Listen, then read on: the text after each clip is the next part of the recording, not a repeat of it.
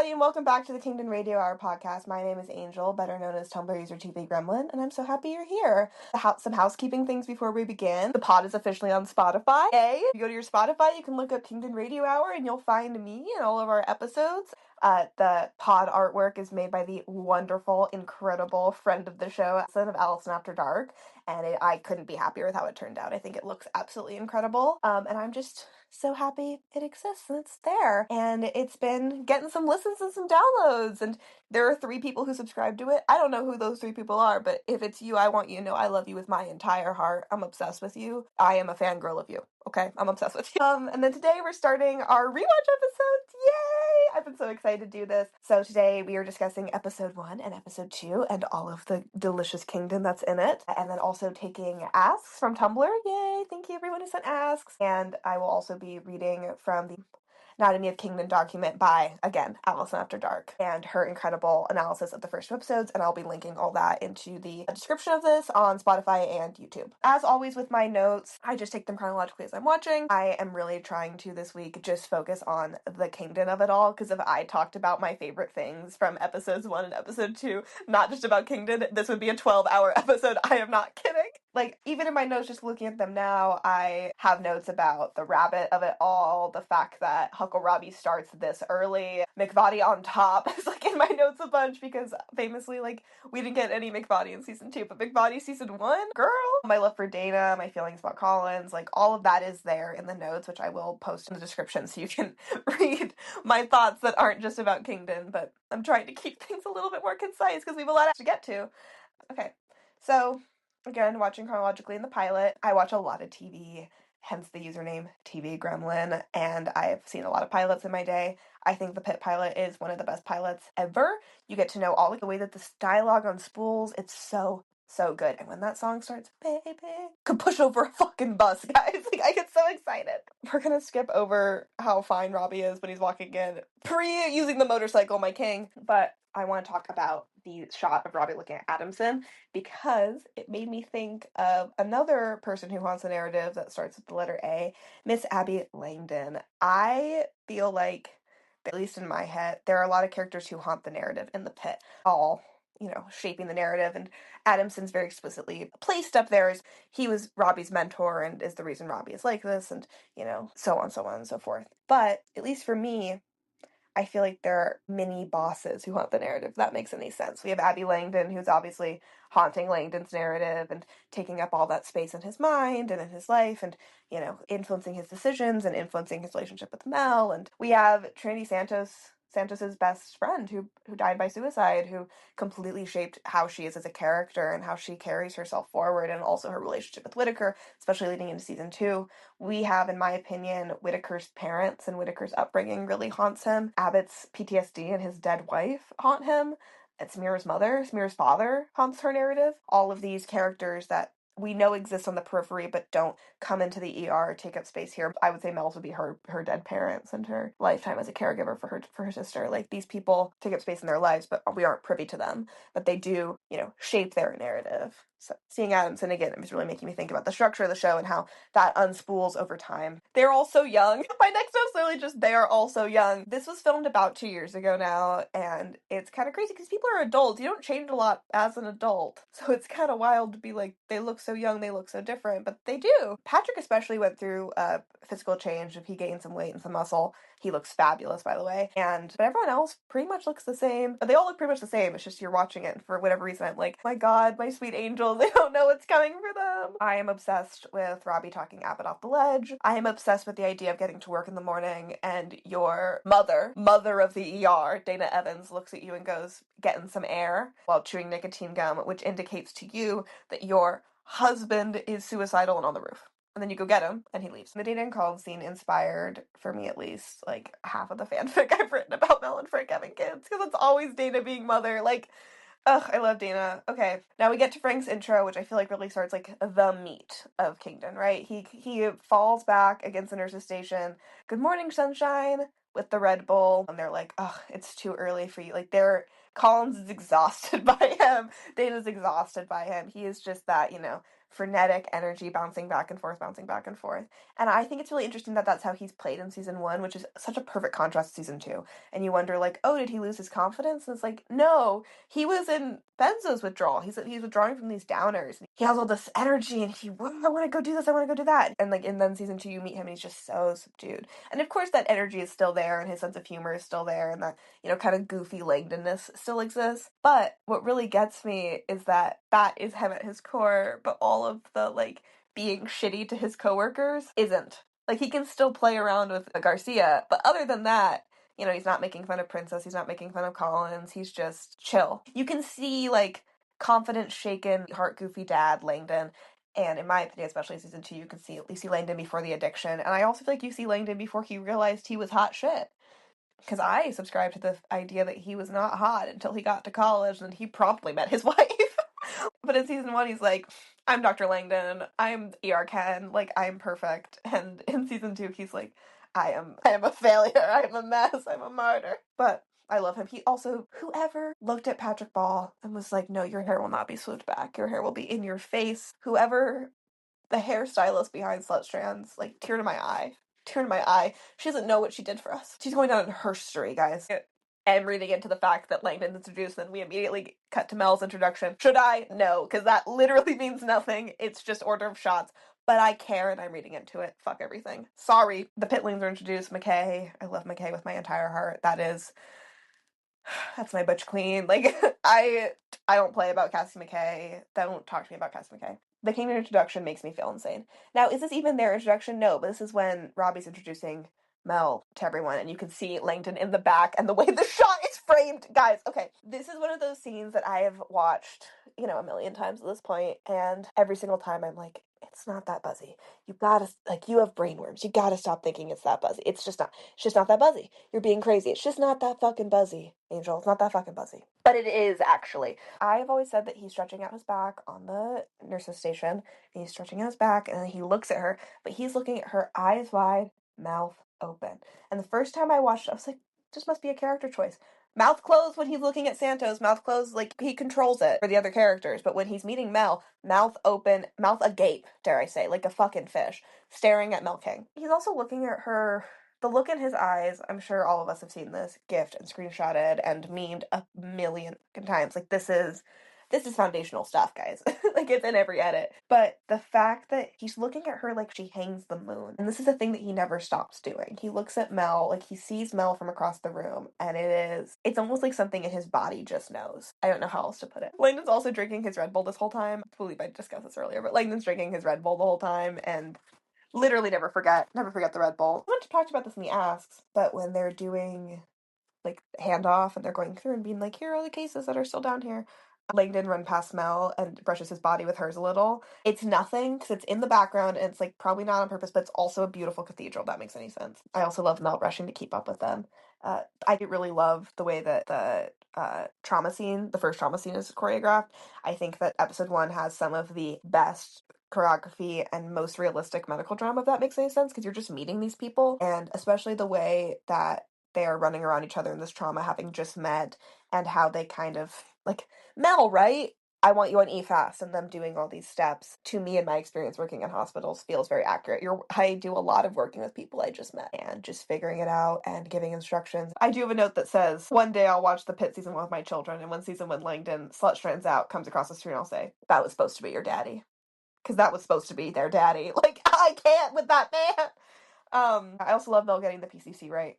And her going, yay! It's so cute. Garcia, asshole Langdon, I will miss you. I never want you back. Again, contrasting that with season 2, like, I love that we have it, but I never want it back, if that makes any sense. Like, I love him. I'm excited to see season 3 where he's, like, gained a little bit more confidence and we can, like, really thread that needle of, like, what is Langdon actually like at his best? His mildly racist joke to Princess, I forgive him and his crimes, but, like, I don't love it. Like, it's not great. Again, really just showing how much of a dick this guy was. Him and Garcia verbally sparring is so important to me. My biggest wish for season 3 is just to hear her go, like, Ken and Barbie got it about Mel and Langdon. If that happens, I can die happy. If that happens, I can ascend to the astral plane. Giovanni fainting feels like watching the Mona Lisa get painted, if that makes any sense. I'm watching this, like, oh my god, Crash. Good morning, Crash. Welcome to this life, Crash. I am I am so girl failure. I am so Javati. I relate to her. I am like IRL, I am Javati Mel baby.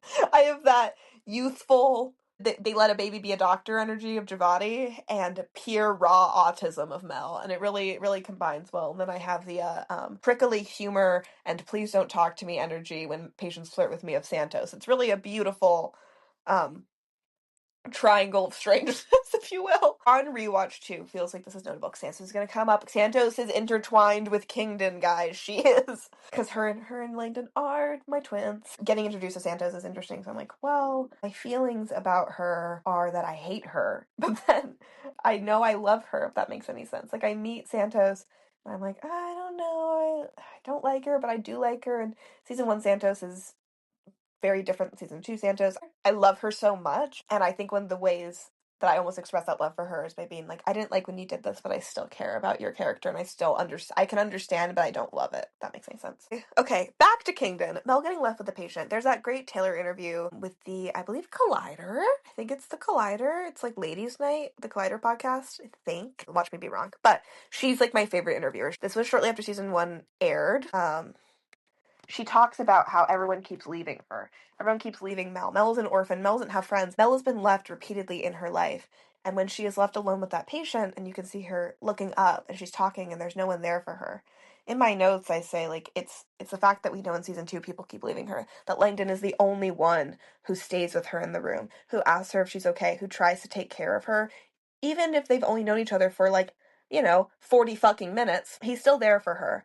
And when you're watching season 1, I come back to the thought of, I imagine that Mel thinks that people aren't going to keep leaving her, that she's going to have Langdon, that she's going to have Samira or Santos or someone's going to stay. And knowing that in season 2 people kept leaving her and that she didn't have that and it took Langdon coming back for her to have that shatters my heart. Shortly after Langdon leaves the room, we have the whole Whitaker and Santos interaction where she's like, you want to sell a kidney? And it is making me think of my Succession fangirlness is really going to show when I talk about this, but dog theory and the idea of you are a dog that whines when hits, you are a dog that bites when hits, you are the dog that comes crawling back with the tail between your legs when you're hit, and how Langdon is the dog that whines and Santos is the dog that bites, right? And fawning and fighting, and Santos doesn't know how to express her love other than to bite. She doesn't know how to be anything but mean.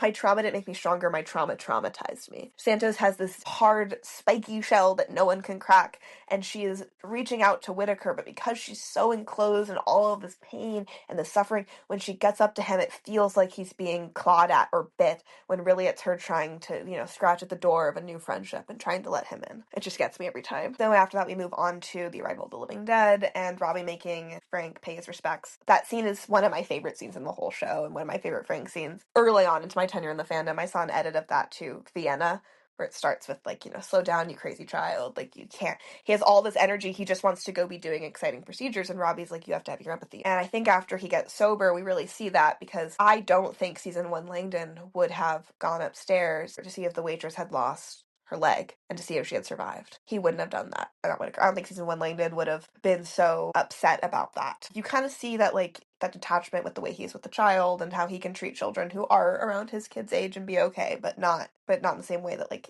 season 1 Langdon just really laissez-faire about it, and season 2 Langdon has a lot more empathy, and it's interesting to see that in contrast to Robbie of, I think we're done here and walking out on the biker and all that. Also, this was, at least for me, the scene where you first really become aware of the dad bracelet, but obviously his tummy being out, the most famous, iconic shit ever, like, foundational shit is happening. Also, just need to get in my little dad bracelet soapbox. Patrick lobbied for it. He wanted to set Langdon aside from other TV doctors and really wanted to show that he's a soft, kind, goofy dad, and I love it. I love it. I love that so much. I think that Captain Scurvy and the burr joke and the way he is with Mel, you can see it so clearly. I just love it.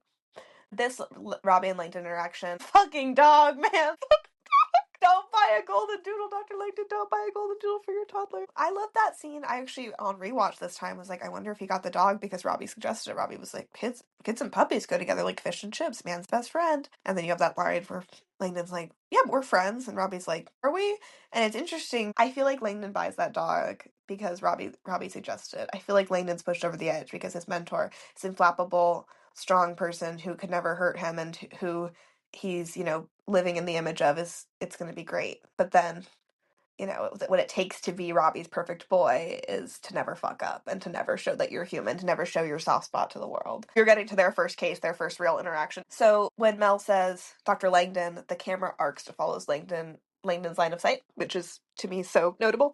I also think the fact that the first case that we see Langdon have on this season is a 4-year-old little boy, same age as Tanner, who ingested his father's drugs and is having an adverse effect because of it. And it is only making me think of how in season 2, Langdon almost exclusively deals with people who are in toxic workplace environments, see the septic waitress, or bad marriages, or like cutting off wedding rings. They telegraph the divorce the exact same way they telegraphed his addiction in such explicit ways that it's shocking to me that it wasn't confirmed. Shocking. And of course we had Patrick recently come out and be like, well, you know, Langdon's marriage isn't great, and he's really backpedaling on Langdon's happily married because he's not. And, you know, why does this guy think that he needs to get a dog to save his marriage and all that? This is also the only case we see him and Mel work, like the child, little baby Tyler, where Mel is actively uncomfortable around him and she squeezes her body tight when he walks by her. And then, you know, by the time we get to 10 minutes later when she's sewing the Craig and he's standing like right behind her, probably touching her body, she's completely chill.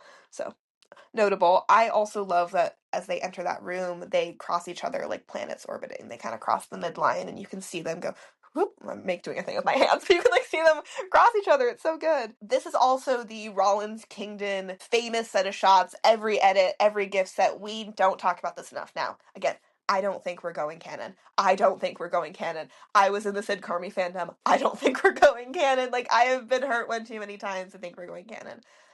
But Langdon is the Eve of Robbie's ribs. Like, Langdon was made from him. He is made in his image. He has been mentored by him this whole time. Langdon is that guy. He is Robbie's special golden boy. He is his best resident. And Collins and Robbie had that relationship, that inappropriate workplace relationship, and it didn't work out and Robbie couldn't do it. You know, like, he couldn't have the kid with her. He couldn't do it. He couldn't be the man she needed him to be. That's one of Robbie's failures, is that he couldn't have Collins, and Collins and him didn't work out. And then you contrast that with Mel and Langdon. If Kingdon were to go canon and work out, it would be an example of Langdon doing another thing Robbie could never do, which is Robbie couldn't have Collins. Robbie couldn't make that relationship work out. So if Kingdon could work out where Rollins couldn't, because Frank is already doing the things Robbie can't do, which is accepting that he needs help and getting the help and doing everything right and doing the therapy and going to rehab. But Robbie views it as a failure, right? Robbie views this as Langdon failed me and failed us, and I'm disappointed in him. So this could just be another example of Langdon doing the thing that Robbie couldn't do, which is have the woman he loves in the workplace and not fuck it up and not fail and rebuild something from the ashes of that poor relationship and these problems, and, you know, have the kids and have the pond and have that life that Robbie couldn't have. But if Kingdon ever were to go canon, Robbie wouldn't be happy about it because it's mess and he doesn't want that mess. You see that Robbie can't accept that actually he did right by Langdon, and he made him in his image, and Langdon's getting better because of it, and Langdon is doing what he can't do. But that breaking of the mold is so, so scary to the mighty Dr. Ravinovich, right?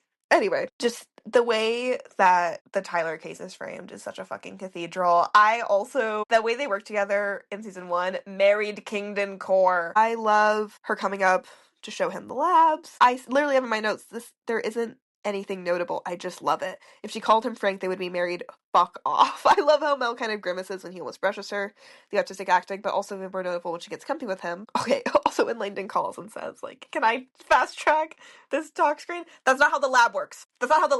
Whatever. I get those calls all the time. That's not how the lab works. That would be like a 6-minute interaction at least. Alright, now let's switch over before we start talking about episode 2 and talk about the Anatomy of Kingdon, the lovely Allison After Dark's Anatomy of Kingdon. Let's talk about 1X01, 7 a.m. I'm gonna link this because it's great. I'm reading from the document. Now, this document is, like, it's incredible. It's like this insane labor of love that Allison did. It's incredible. I will link it in every place I can link it because it's truly incredible. It's filled with images and also timestamps. So at 5 minutes 58 seconds, Frank is introduced. Melissa is introduced right after. Coincidence? I think not. Allison T. I think it's a coincidence, and that is my problem because, I mean, it could go either way, right? Mel gets introduced, and Frank can't stop staring at her. This is literally the first time he's ever laid his eyes on her, and he already can't take them off. That's why when she says everyone calls her Mel, he nods. Control yourself, Frank. Just even looking at this screenshot, I talked about it earlier. He is looking at her, mouth open in shock at how beautiful this woman is. And I, like, don't even really know how else to view it, because it... Hello? Okay. At 9 minutes and 42 seconds, Frank squeezes past Mel to present a case. He does. Mel is weirdly kind of okay with it. At 20 minutes and 28 seconds, Mel asks if anyone has notified the Good Samaritan's family, but everyone's already cleared out, leaving her to do it for herself. Again, Mel getting left alone. At 28 minutes and 27 seconds, Frank's moment of silence pose. Just the Jenna Fisher as Pam holding up the hot sign. Exactly. At 31 minutes and 57 seconds, their first real interaction, Mel presents the case of a lethargic 4-year-old. Sleepy boy Tyler, the eye contact from Frank always kills me. He's locked in. He's locked the fuck in. It's the calm down babe meme, but he's locked the fuck in. At 32 minutes and 14 seconds, Robbie watches Mel and Frank walk away. They cutely cross paths, because of course they do. That immediately turns his focus on Collins, who we later learn he has a past relationship with. Coincidence? I think not. I agree. So because of the way they cross paths, it kind of looks like he's going to go bump her with his shoulder. Cathedrals. 32 minutes and 34 seconds. In the scene, Mel and Frank examine Tyler. We see a little tension between Tyler and Tyler's mom and dad. Again, the failing marriage, and that would be Langdon if his children ingested the drugs that he's probably keeping at the house. I read this great fic forever ago that I can't remember right now, where basically Frank gets home from that horrible day, and Abby has found a bag of pills under the sink, and she places it on the counter, and she goes, "We're getting a divorce. This is enough to kill both of the children. We're getting a divorce, and you're going to go to rehab." And he's like, I'm going to go to rehab, and we're going to get a divorce. And that's that. And she co-parents with him, and it's fine, and once he gets sober, but she's just like, "This could have killed the kids. We're getting a divorce. I can't trust you anymore." And he's like, very understandable. 45 minutes and 25. Mel gets Frank's attention to update him about Tyler. Cute smile from Mel. They go back to examining him. Frank finds a green substance in his mouth. It's pop gummies. Frank stands up to call the lab and moves behind Mel, and she flinches at the sudden closeness. Tyler's mom pushes Tyler's dad, so Frank takes the dad outside. And you also can see Mel's discomfort with the things that are happening, and also the later on episode 2 with the autistic line. Okay. That's all her analysis from episode 1, just kind of going through and again discussing all the things that happened. We're going to move on to episode 2 notes. The episode 2 starts with the COVID flashback, and I'm going to once again get on my soapbox. Frank started his residency in 2020. I will never get over the fact that Frank Langdon started his residency during COVID in 2020, at that peak of COVID. Tanner is 4, and the show takes place in 2024. So there is a real chance that Abby gave birth during the pandemic or had a newborn, and Frank was not there. I just can't see a world where he was there in a meaningful way when he needed to be working as much as he was. Residents already have crazy hours. Mind you, it's the pandemic. Like, he was doing so much and seeing so much death while he had a precious, fragile newborn in his life. And I also just imagine if I was Abby Langdon and my husband wasn't there while I had a newborn and the world was ending, that would put a really, really intense strain on our relationship. There's just a lot happening, guys. Frank was surrounded by death and Abby was nursing a newborn alone. Fuck everything, actually. Yep. Nick Bradley's introduced this episode. It always fucks me up. Nick Bradley is really hard to watch. It's interesting, too, because sometimes when you're watching the episodes, you're like, oh, remember we had hope that this character who we know died. I also, the first time I watched it, felt like it dragged on forever, but that's my own problem. Mel coming over and Dr. Langdon, and then Mel, right? Asking about working at the VA is so great. He makes the most insane eye contact I've ever seen with her. It's almost like that withdrawal frenetic energy starts like nodding kind of before Santos comes over. He's trying really hard to stay focused on her, and he's clearly kind of struggling because his brain's all scattered and all over the place, but he's trying. He just wants to be good for her. He wants to be good for Mel. Guys. If this is also the first and I believe like only character really in season 1. I hope I'm proven wrong, but if my memory serves me right, that how was the VA? Why'd you choose the pit? Why are you like, we get Mel's backstory through him. Yeah. He's trying to be with her. He's trying to be good for her. He's trying to be there with her. And he's able to do that much more successfully later in the season and also in season 2. I love him and Mel standing so close to each other during the trauma, like injected in my veins. They are so, so close. Her kind of wiggling over to be like, none of this, none of that, and doing the exam. Him pulling Ben's face, that iconic shot of him, like, he's during the trauma, he's doing a great job, and then he sticks his fingers in Ben's mouth and lifts the face up, and you see Mel's shock. That's often used in the "you want to know" edits. Like, is she perverted like me? Yeah. Oh.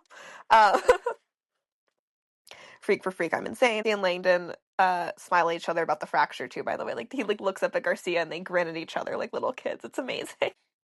Every time Garcia and Langdon fight, it adds 10 years to my life. I love them. Mel's, and like, I also love that it's Mel. He's directing to look at the chord's T. Like, Mel has the hockey stick in there to like look through and see his to see if they can intubate. It's amazing. Mel moving past him to do the Craig pressed into him. That gif crosses my dash so often, and it never fails to kill me. Like, the height difference, guys. This is where I get on my, like, romance reader soapbox. But the height difference, the size difference between Kingdon, dude, don't fucking talk to me about it. I love it. No, Mel will do the Craig. Glove up, Mel. Yolanda, play nice. Ugh.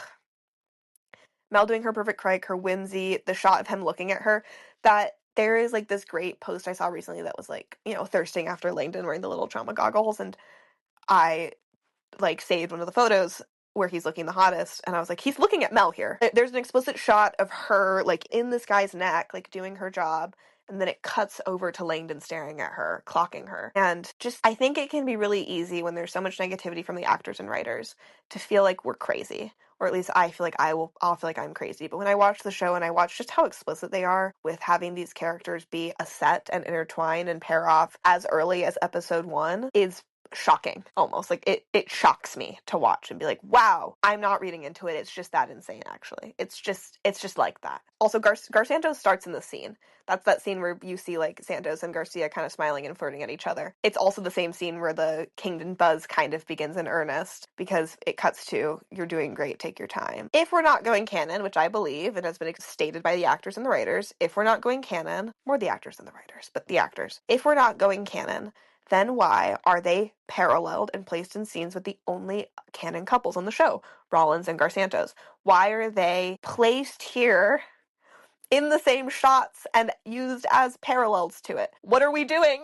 Like, what's going on? Just the Craig scene. Like, I feel like I need to take a deep breath before I start talking about the Craig scene. We have litigated this scene a million times at this point, but it just bears repeating how incredible it is. It's the perfect contrast to the head stapling scene, except this time he's supporting her, reminding her that she's a good doctor, and helping her along. It's tender, it's loving, it's beautiful, and they've known each other for a fucking hour. For an hour, mind you! She's standing across from him. You're doing great. Yeah, you and me both. When she admits that she cries sometimes, and him being like, you're doing great. Also, very first instance of everyone's favorite line. You okay, Mel? You doing okay? He has known this woman for 45 minutes, and he is already checking in on her and making sure she's okay, and that desire to take care of her. There's, like, that great shot of him, like, taking the sutures from her and, you know, moving things along. And I just, what else is there to say that hasn't been said before? But it forever bears repeating, in my opinion, that this is a scene that, at least for me also, I remember the first time I watched it being like, hello? I think on my first rewatch, this is when I was like, I need to go on AO3. I need to go on AO3 and see what's going on here.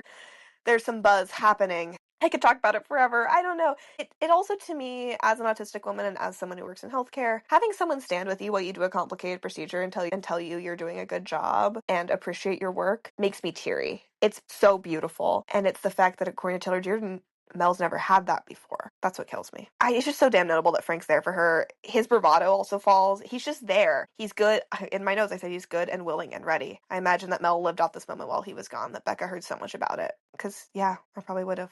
Yeah, second, you okay? You sure you're okay? Has hit the Kingdon Radio or podcast.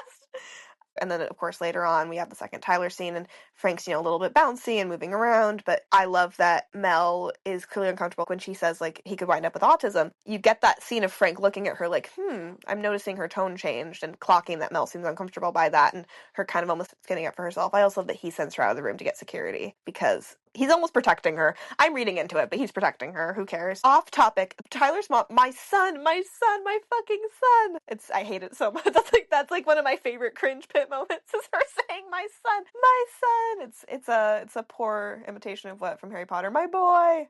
That's also one of my vocal sins. My son, my son. It also feels kind of crazy when Robbie says, what do you want to do about it? It cuts back and forth from the mom to Frank. So you see, I almost feel like in that scene, Frank is realizing this is what would happen if Abby ever found the drugs, and if the kids ever took the drugs, and you're watching him, I feel like in real time, realize that. And then we have Captain Scurvy. I'm skipping over Mohan, and, like, there's, like, so much good stuff that happens this episode. Mohan with the sickle cell crisis is some of my favorite TV doctor moments of all time. It's so incredible. Again, I can't. I've already been recording for an hour. Like, I can't. Captain Scurvy, let's fucking go! I love this is where we're introduced to Frank explaining the jokes. Yes, he explains the joke to her. So in season 2, episode 2, when... What? Let's start for Burhole when she's, like, you know, getting her head iced. Captain Scurvy. It's an inside thing. I really can't with the fact that Mel needs the joke explained to her, and Frank just stands. He doesn't make fun of her. He doesn't tease her. He's not like, oh, you didn't get it. He just explains it. he just knows that that's what she needs, and he doesn't make her feel weird about it. He just is like, okay, yeah, and he just explains it to her. Oh my god. Also, the fact that they remembered this for 10 months, cool, guess I'll die. like Angel found dead in a fucking ditch. What the hell do you mean? Remembering an inside joke for the better part of a year? Hello? Mind you, during this time Mel got sued and Frank went to rehab, and they both remembered Captain Scurvy. This is also the introduction of Abby in this episode when Dana's like, look, I got my kids a puppy. And Dana's like, cute. Hope that wasn't your idea. Holy fucking shit. Dana talks some sense into him. I think that one of my favorite character details about Frank is that he's a bad husband. That's crazy to say, but you know what I mean, right? Like, I love that Frank is a bad husband because a lot of men are bad husbands. I love that Frank is a bad husband to his wife, but he's a good husband to Mel. I love that there's some moral ambiguity in what they're doing. It makes it more interesting. And I really, really, really can't get over Dana being like your wife need anything else to take care of. Also, when Dana walks away in that scene, because she hands him his Red Bull, when Dana walks away in that scene, you realize Frank has horror in his eyes where he's like, fuck, I think I messed up. I think I got the kids a puppy and I shouldn't have done that because I have a 4-year-old and this is a bad idea. Third, you okay, has hit the Kingdon Radio Hour podcast, because after that, he goes up to her and asks her again, are you okay, about the kid getting taken away? And then, we get the whole fellowship and cynicism conversation. He's like, hey, how you doing? And he asks her again. He asks her repeatedly. In the few scenes they have this episode, he asks her if she's okay 4 times. He cannot stop checking in with her. The reassurance there is, oh my god, it's so incredible. It's so beautiful. It is cathedrals beyond my wildest imagination. Okay, let's hear what Allison has to say about it. Okay, episode 8 a.m. Mel gets Frank's at 7 minutes and 18 seconds in. Mel gets Frank's attention, presumably to talk about Tyler, but Frank instead asks Mel how it was working at the VA. I honestly don't know how to put into words how Frank looks at her, how he always looks at her. It's insane. He then asks Mel why she chose the pin. She tells him briefly about Becca. Yeah, he's looking at her like he's in a classic novel and he's seeing an angle for the first time. It's like he's a child who just realized that they're making stuffed animals of Pokemon. It's how I used to look at Harry Potter Lego sets when I was 9. Like, does that make any sense? In the background, you can see Mel react to Santos and Frank's conversation about the trigger point injection. Mel and 8 minutes and 28 seconds, Mel and Frank are in a case together where the patient flew off a scooter and face planted. Frank lifts the patient's face. It's creepy AF. Judging by Mel's face, she agrees. She's like, the doing the Craig scene, we also get ER Ken here. Frank insists on Mel doing it. We see, oh yeah, this is also the introduction of ER Ken. Allison, thank you, because I would have forgotten. The fucking cathedral that is ER Ken. Frank insists on Mel doing it. We see Frank step close behind Mel, but unlike before, she doesn't flinch. Interesting. It's the Miranda Cosgrove looking at the computer. Allison, you genius. You're fucking genius, dude. She's such a genius. That scene that's married Kingdon right there. The Frank watch, the way, at 13 minutes and 40 seconds, the way Frank watches Mel do the Craig, I will never have words for the way he watches her do the Craig. He is shock and enrapturement. He is laser focused on her in a way that he is never with anyone else. It is incredible. At 14 minutes, 7 seconds, we were very first. Mel, you okay? The start something beautiful. 20 minutes and 49 seconds, Mel apologizes, and Frank assures her that she's doing great. He asks her, again, you okay? And Mel tells him that she gets frustrated when she looks like she can't do things. We see Mel hand up the tools to Frank, but they get stuck on her fingers, and he can't quite grab them. He doesn't pull or rush her. He just waits. Frank sympathizes with her. Mel thanks him, but opens up to him more about her frustration, causes her to become emotional and vents to him. He assures her that she did a perfect Craig, that she's doing great. Immediately looks relieved, and we get that really beautiful, soft smile from her that kind of like, you're doing great. I'm waiting, their hands touching over that guy's face. Ben Kemper, do you realize that you just witnessed your doctors falling in love? 23, we're back to Tyler. Tyler's mom throws out things that could happen and mentions autism. Mel immediately shuts down that possibility and cuts to Frank. Once again, I glued on Mel. Kara, the social worker, comes in, and Tyler's parents are upset over the possibility of losing Tyler. Frank tells Mel to get security. The very first case Mel and Frank work together leads to the fallout of a marriage due to drugs. Cardi B on trial, like, Yeah, I wonder what the fuck that could mean. I also think it's interesting how Frank is, like, locked into Mel and is, like, very clearly losing track of everything else because he's like, that thing about the autism, And then Kara comes in, he, like, snaps out of it. 32 minutes and 46 seconds, Captain Scurvy scene number 1! Mel presents a case to Frank of an unhoused man that she believes has scurvy. Frank makes a joke asking if he's a pirate. He asks if he's a parrot or a peg leg, and if he reeks of sweat and rum. Mel says that there was a smell. Frank says that he's probably a pirate. He tells Mel to take the patient to pick up a vitamin C supplement next time he docks at a Dollar Tree. Mel tells him that she can't tell if he's joking. Then we get the famous punchline, Captain Scurvy. He says the best way to fix it is a daily supplement. Mel smiles and says Captain Scurvy's another joke, and Frank replies, I'd like to think so. Mel tells him it was a good one, all while they smile at each other like doofuses. Like, Mel is, like, grinning. Frank is grinning. Like, what is it, guys?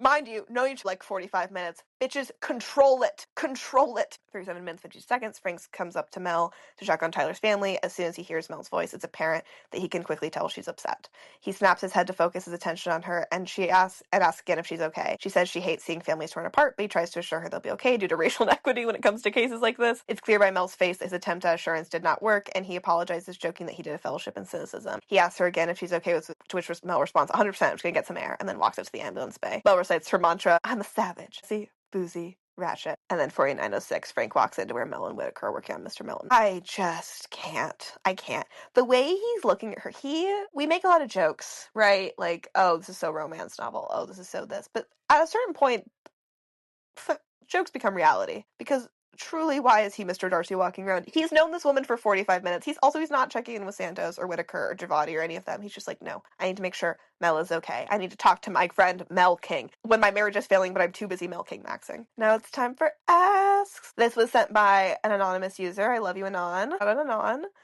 For the pod, not related to the rewatch, do we think that in universe Mel knows that she is autistic? We as fans agree that she is. If she doesn't, how do you think she would react to Langdon offhandedly mentioning your autism randomly in a conversation?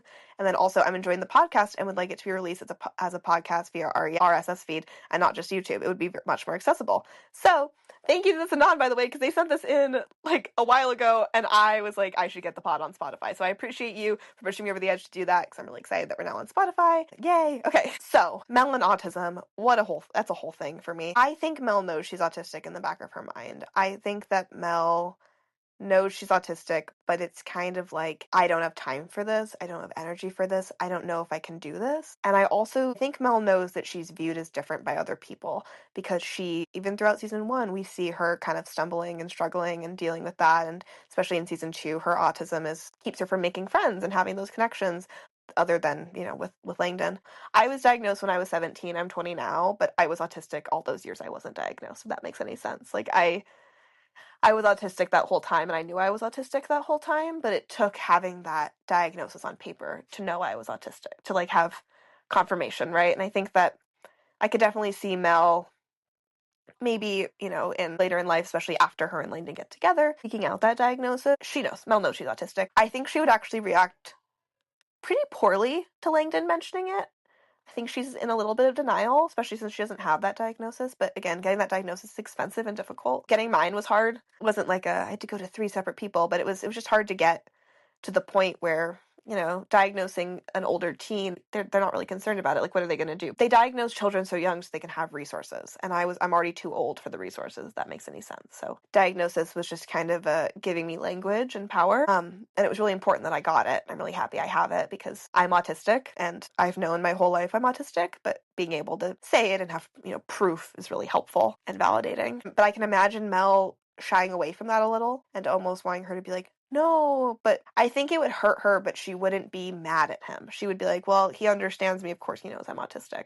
But I think she wouldn't be happy about it. I also think Mel probably struggles with that. At least I struggle with this as an autistic woman, the feeling of being perceived. So I wonder how Langdon perceives her so fully and sees her for everything she is, and not just, an autistic woman or a doctor or an object. Langdon thinks she's sexy and funny and smart and interesting, and also understands that she has sensory issues and food aversions. Like, Langdon gets the full picture, and so I think it could be really validating and also very painful, and that Mel would probably have to hold both of them rather tenderly. But I can imagine that could lead to a bigger dialogue between them. I honestly think Frank would be more surprised if Mel ever said you're ADHD to him, if that makes any sense. I think Mel knows she's autistic. Mel knows. She just isn't diagnosed. Okay, Anon, thank you for allowing me to go on that little rant. The next ask was sent in by But Kept Flowers. For the pod, I know the progression of Mel getting used to Langdon's physical proximity while they're working cases together has been talked about before, but I wanted to talk about it a little bit more in depth because I find it so interesting. When rewatching episode 1 of season 1,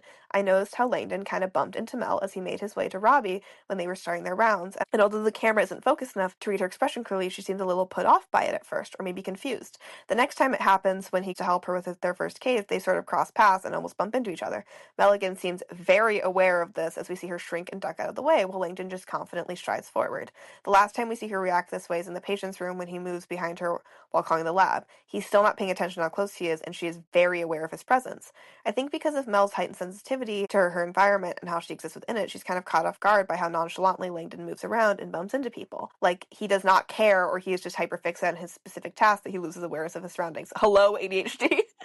While she cares so much because she sees and feels everything, even though she can also experience television, i.g. the scene where she's doing the Crike and Garcia asks her if she's ready, and she just doesn't register it for a few seconds. She's probably not only sensitive to touch, but also never figured out how to navigate other people's personal space and what level of proximity is appropriate outside the context of working as a doctor, where there are very clear expectations with respect to how physical assessments are performed and how to maintain patients' dignity and professional boundaries. So she's pretty much learned she's safe as long as she keeps a certain distance from other people, and maybe a high five after a job well done is the extent of friendly touch she feels comfortable initiating. But then, the very next time Langdon is physically close to her, she has no reaction to it at all. Maybe it clicks for her that Langdon really does not care about all those unwritten social rules, and probably doesn't understand them, but he gets a pass because he's a man. And he also doesn't mind being close to her specifically, so she leans into it because the woman is touch-starved, cough, cough. My headcanon is that she loves physical affection in either a friendly context or a romantic one, even if it can sometimes be overstimulating. For example, maybe her sister hates it when anyone touches her hair, except she tolerates it. It's Mel because Mel knows how to do her hair without triggering her sensitivity too much, but Mel secretly loved it whenever someone played with her hair as a kid and wished it happened to her more, even if she won't openly admit it. Wink, wink, nudge, nudge. And now I want to see Perla giving her cute Dutch braids sometime during downtime, and Mel just beaming with happiness because, personal attention and friendly physical contact. That's a different story. Okay, this ask is everything to me. I'm just going to kind of go through it a little bit and talk about my thoughts. I totally agree. I think that Kingdon will be very touchy-feely when they do eventually get together, but I feel like it'll be in my head when they eventually get together. If they ever were to go canon, I think they'd be touchy-feely. I can very much see a hand on the small of Mel's back, tugging on her braid, like stolen glances, hands brushing as they grab gloves, things of that nature. I agree with you that Mel is so hyper aware of how people move around her, and she especially is with other characters, but she warms up to Langdon very, very quickly. And she's warmed up to him in season 2, and she's warmed up to him for the rest of season 1. She's not uncomfortable like she is with maybe Samira or Santos or even Robbie. And it's incredible. You discussing how maybe she just kind of is like, oh, this is how he is, and just gives herself over to it is great. I really like that. I like that read. I think that read makes a lot of sense. I think Mel's crush on Langdon begins early on. I think that her crush starts after that. She's been nursing that crush for 10 months by the time he comes back. I can see why you like him. Taylor's reaction to that tells me it's romantic every time, because she's like she's been out, and then Patrick's just looking like, it's so good. Okay, tangent over. Yeah, I think that she becomes comfortable with him. Langdon shows to Mel that he is a safe person, if that makes any sense. And I think that Mel very quickly realizes that she feels comfortable around him and wants to touch him and wants to be near him. And yeah, I hope that she's able to do that with other characters, particularly Perla. I love you, Perla. Give her Dutch braids, please. Thank you so much for saying that in Butt Kept Flowers, Rongo. Send them love. Really appreciate it. Okay, this is from Ghostly Silver. Stiffly Ghostly Silver. Ooh, what a username. Thank you very much for saying this in. For the pod, I absolutely love Kingdon in the first episodes. I don't remember if Captain Scurvy is in the first 2 episodes or later, but that's still one of my favorite moments. My top is honestly the ambulance bay, and number 3 is the season 2 finale. Then it's both break room scenes, and my third favorite is Captain Scurvy. They are so giving Jim and Pam The Office with a touch of Chenford, the rookie, and I really hope that the writers don't screw them up. But if they do, we'll always have AO3. And if you think about it, Garciano's had much less moments, and they're canon, so I can't imagine why Kingdon wouldn't be canon. Hello, exactly. Garciantos being the only canon ship from season 1 that was canon and then became canon is so important to me. Yuri on top. But yeah, they are really giving Jim and Pam The Office with the Captain Scurvy line. I also am now thinking about how Captain Scurvy gets brought up in episode 2 of each season. I wonder if they'll keep that going for season 3. That'd be so cute if they did. Yeah, you comparing them to Jim and Pam, I think Jim and Pam is a very apt comparison. One character's in a relationship that's not good and kind of failing, but again, it'd be infidelity if they were to get together before they broke up. You have that coworker dynamic, you have the issues with the boss dynamic, all kind of wrapped up there. Angel lore drop, I used to write fanfiction on morethan.net, which is a Jim and Pam exclusive fanfiction archive. It is 3 months older than me, I'm not kidding. And I did used to lie about my age on there because I was 14 and you could tell. But I spent a lot of time thinking about Jim and Pam and Jam and shipping them and reading fanfic for them. And I can tell you that they are a very apt Kingdon parallel. And I do anticipate anticipate season 3 will be giving us a lot more jam energy. Okay. And last but certainly not least, the final ask is from Purple Butterfly Glasses, Paige! My girl! I love her so much. That's my girl! Okay, for the pod. 1x1. Isn't it crazy how every time you rewatch, you catch something new that you totally missed the first time? First of all, they look like newborns here. First day on Earth. I want to put them in my pocket. Girl, same. How devious is it that she did double take when she shoots herself? Sir, control it. Patrick Ball, control it. He went to the David Duchovny Academy of Staring at Your Co-Stars. Fucking control it, white boy. Sir, control it. When she presents the case of the little boy later and his eye contact with her, it's like the sky opened up and Jesus came floating down to the pit. He was feeling #blessed, and she could have easily presented to Robbie and chose him, even though she hasn't spoken to him before. But had talked to Robbie. #what that mean. We see them do that ridiculous crossing each other's path while Robbie Rogers and looks to Collins. Oh, I'm sure this isn't a parallel here, side eye. They're in the room with the little boy, and I'm seeing a height difference. Am I right? Correct. Correct. Again, the Rollins of it all. The Rollins of it all really gets me. Because, again, Frank, made in Robbie's image, doing the things Robbie couldn't do, healing and having a relationship with the woman he loves. Kingdon and Rollins are the same fucking relationship, just in different fonts, and it's very explicit having them parallel it, and having Robbie clock them repeatedly, which he does in season 2 as well. He also clocks Mo Abbott, another pretty canon ship, despite the fact that they won't ever, kiss or anything on screen. They're, supported by the actors and the writers. I can't. Okay, that's kind of it. For this episode. Thank you, everyone. Thank you so much for listening, for coming back and being here. As always, please go check out Anatomy of a Kingdon by Allison After Dark. Go check out Purple Butterfly Glasses page. Go check out Everyone Who Sent Asks. Go check out the Kingdon Nation group, which as of now, I'm officially an admin in. Yay, what an honor. I love being an admin in that group. I love talking to all of you guys. It's so exciting and wonderful. I will see you all next week. But yeah, I just thank you for all the love and support on last episode and for the pod in general. You guys are incredible. Every bit of love and support means the world to me. And it's just so special that this is reaching the audience that it is. Yeah, I love you all. I will see you next week for the 5th episode. Yay! I can't believe we're already up to 5 episodes. Oh my god. Okay. Thank you so much. Bye.